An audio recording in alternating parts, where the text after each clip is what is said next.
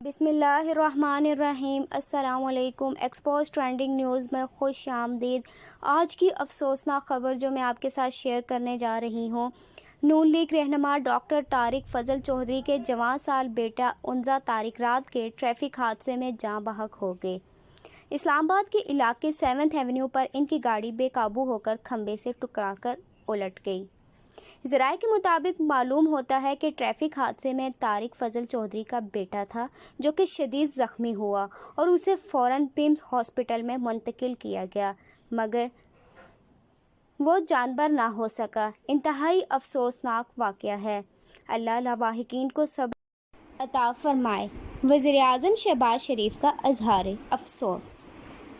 آج کی افسوسناک خبر جو آپ کے ساتھ شیئر کی ہے، وہ نون لیگ رہنما ڈاکٹر طارق فضل چودھری کا بیٹا 29 تاریخ رات کے ٹریفک حادثے میں جاں بحق ہو گئے۔ ٹریفک حادثے میں طارق فضل چودھری کا بیٹا تھا۔ مزید تفصیلات آپ اس ویڈیو میں دیکھیں۔